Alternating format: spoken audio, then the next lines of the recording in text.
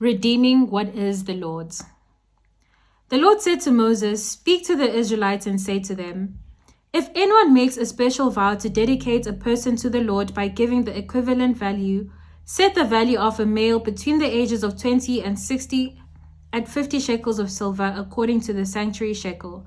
For a female, set her value at 30 shekels. For a person between the ages of 5 and 20, set the value of a male at 20 shekels and of a female at 10 shekels. For a person between 1 month and 5 years, set the value of a male at 5 shekels of silver and that of a female at 3 shekels of silver. For a person 60 years old or more, set the value of a male at 15 shekels and of a female at 10 shekels. If anyone making the vow is too poor to pay the specified amount, the person being dedicated is to be presented to the priest, who will set the value according to what the one making the vow can afford. If what they vowed is an animal that is acceptable as an offering to the Lord, such an animal given to the Lord becomes holy.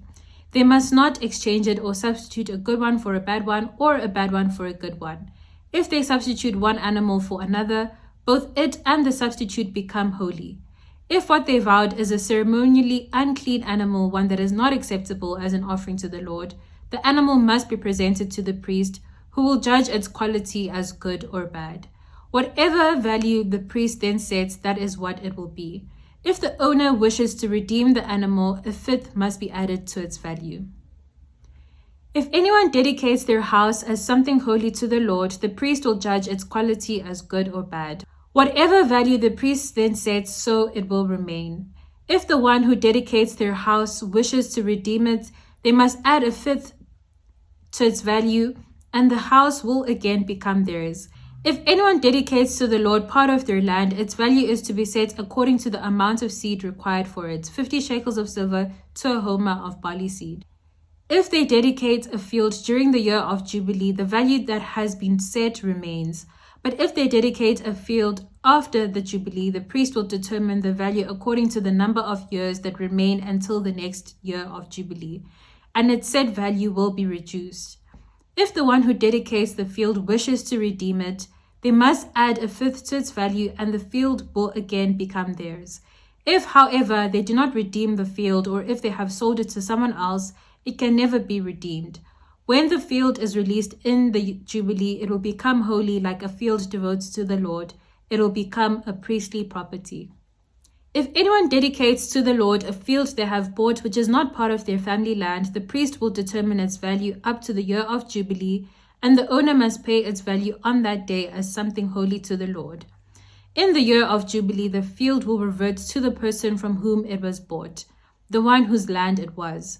Every value is to be set according to the sanctuary shekel, 20 gerahs to the shekel.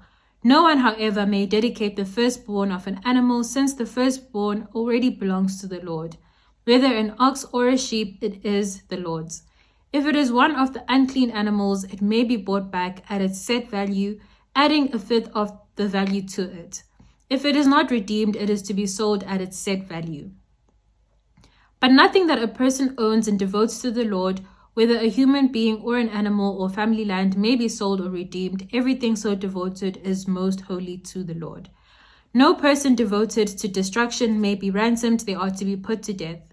A tithe of everything from the land, whether grain from the soil or fruit from the tree, belongs to the Lord. It is holy to the Lord. Whoever would redeem any of their tithe must add a fifth of the value to it. Every tithe of the herd and flock, every 10th animal that passes under the shepherd's rod, will be holy to the Lord.